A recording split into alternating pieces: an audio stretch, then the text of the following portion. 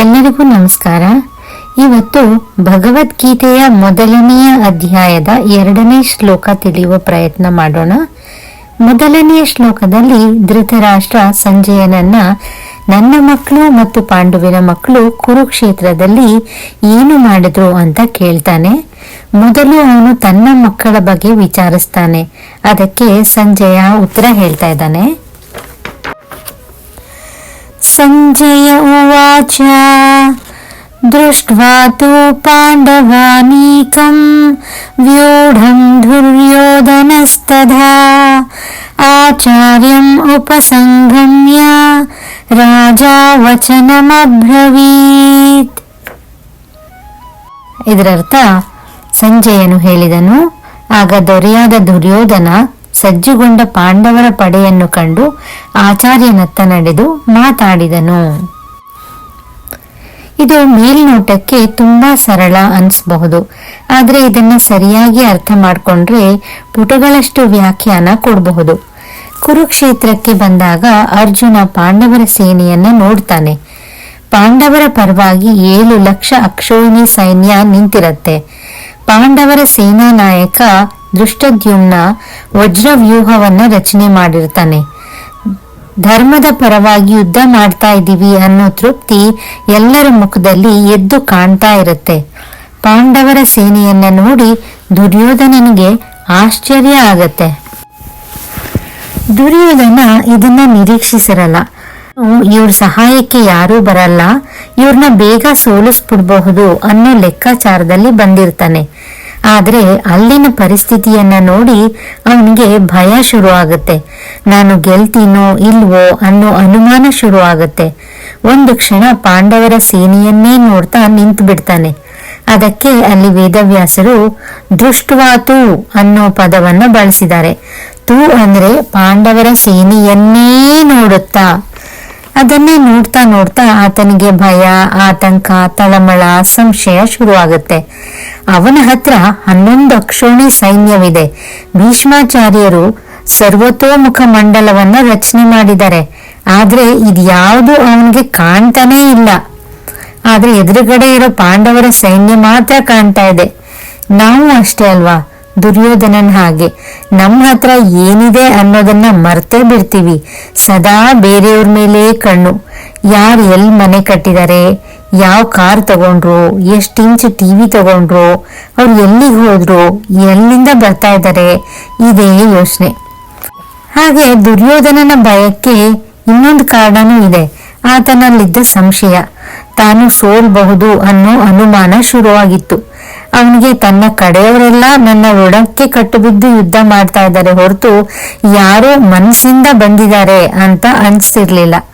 ನಮ್ಮವ್ರ ಮೇಲೆ ನಮ್ಗೆ ಅಪನಂಬಿಕೆ ಬಂದಾಗ ಒಂದು ರೀತಿಯ ಇನ್ಸೆಕ್ಯೂರಿಟಿ ನಮ್ಮನ್ನ ಕಾಡುತ್ತೆ. ಆದ್ರಿಂದ ಭಯ ಉಂಟಾಗತ್ತೆ, ಮನಸ್ಸಿಗೆ ಅಶಾಂತಿ ಉಂಟಾಗತ್ತೆ, ಜೀವನದ ನೆಮ್ಮದಿಯನ್ನೇ ಕಳ್ಕೊಂಡ್ಬಿಡ್ತೀವಿ. ಈ ಭಯ ಅನ್ನೋದು ನಮ್ಮನ್ನ ಆವರಿಸಿದಾಗ ನಮ್ಗೆ ಏನ್ ಮಾಡ್ಬೇಕು ಅನ್ನೋದು ಗೊತ್ತಾಗಲ್ಲ. ಯಾರ ಜೊತೆ ಏನ್ ಮಾತಾಡ್ತಾ ಇದೀವಿ ಅನ್ನೋದ್ರ ಅರಿವೇ ನಮ್ಗಿರಲ್ಲ. ಇಂತಹ ಸಮಯದಲ್ಲಿ ನಮ್ಗೆ ನೈತಿಕ ಬೆಂಬಲ ಅಥವಾ ಮಾರಲ್ ಸಪೋರ್ಟ್ ಕೊಡೋದು ದೇವರು ಅನ್ನುವ ಪರಿಕಲ್ಪನೆ. ಎಲ್ಲೋ ಒಂದು ಕಡೆ ಶ್ರೀಕೃಷ್ಣ ಹೇಳ್ತಾನೆ, ನನಗೆ ಶರಣಾದ್ರೆ ನಾನು ಅಭಯವನ್ನ ಕೊಡ್ತೇನೆ ಅಂತ. ಬಹುಶಃ ನಮ್ಮೊಳಗಿನ ದೇವರು ಎನ್ನುವ ಪರಿಕಲ್ಪನೆ, ನಂಬಿಕೆ ನಮಗೆ ಧೈರ್ಯವನ್ನ ತುಂಬುತ್ತೆ. ದುರ್ಯೋಧನನ್ಗೆ ಶರಣಾಗೋದು ಅಂದ್ರೆ ಏನು ಅಂತಾನೆ ಗೊತ್ತಿರಲ್ಲ. ಆದ್ರೆ ತನ್ನ ದುಗುಡವನ್ನ ಯಾರ ಹತ್ರನಾದ್ರೂ ತೋಡ್ಕೋಬೇಕು. ಯಾರ ಹತ್ರ ಹೇಳ್ಕೊಳ್ಳೋದು? ನೋಡ್ದ. ಸ್ವಲ್ಪ ದೂರದಲ್ಲಿ ದ್ರೋಣಾಚಾರ್ಯರು ಕಾಣಿಸಿದ್ರು. ಅವರ ಬಳಿಗೆ ಹೋದ. ಯಾವಾಗ ಹೋದ? ತದಾ ಅಂದ್ರೆ ತಕ್ಷಣವೇ. ದುರ್ಯೋಧನಸ್ತದಾ ಆಚಾರ್ಯಂ ಉಪಸಂಗಮ್ಯ. ಆಚಾರ್ಯರು ಅವನಿಗೆ ಗುರುಗಳು, ಹಿರಿಯರು, ಬಹಳ ಎತ್ತರದ ಸ್ಥಾನದಲ್ಲಿ ಇದ್ದವರು. ಅಂತವರ ಬಳಿಗೆ ಹೋಗ್ಬೇಕಾದ್ರೆ ಹೇಗ್ ಹೋಗ್ಬೇಕು? ವಿನಯ, ಭಯ, ಭಕ್ತಿಯಿಂದ ಹೋಗ್ಬೇಕು. ಅವ್ರ ಹತ್ರ ಮಾತಾಡ್ಬೇಕಾದ್ರೆ ಹೇಗ್ ಮಾತಾಡ್ಬೇಕು? ಸ್ವಲ್ಪ ದೂರದಲ್ಲಿ ನಿಂತು ಕೈ ಜೋಡಿಸಿ ಮರ್ಯಾದೆಯಿಂದ ಮಾತಾಡ್ಬೇಕು.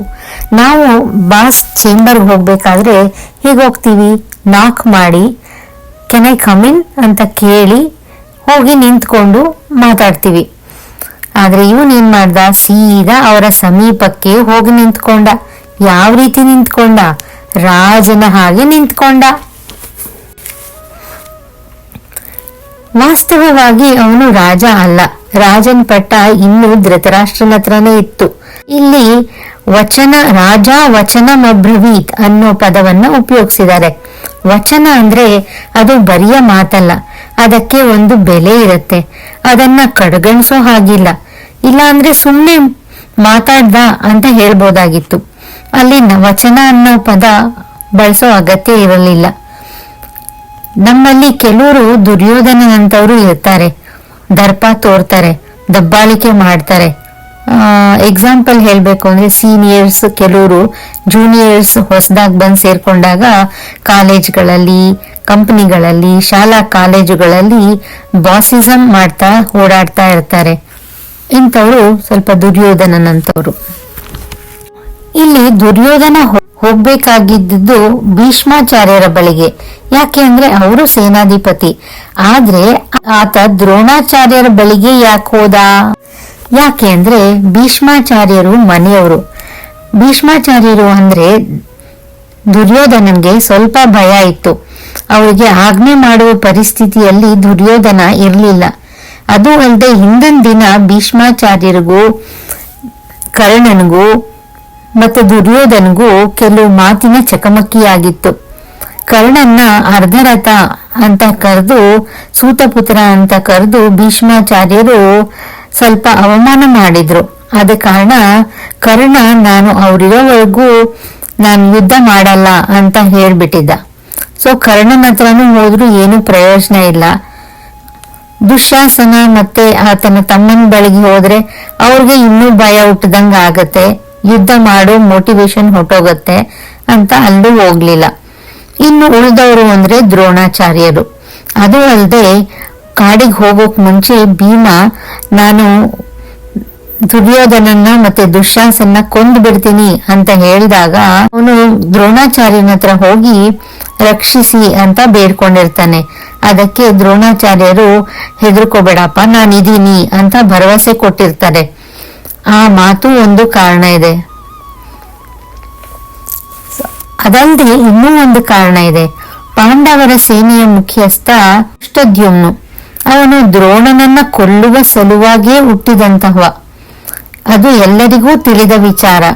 ಆದ್ದರಿಂದ ಅವ್ರನ್ನ ಎಚ್ಚರಿಸ್ಬೇಕು ಅಂತನೂ ದ್ರೋಣಾಚಾರ್ಯನಲ್ಲಿ ಹೋಗಿ ರಾಜಂತರ ಮಾತಾಡ್ತಾ ಇದ್ದಾನೆ.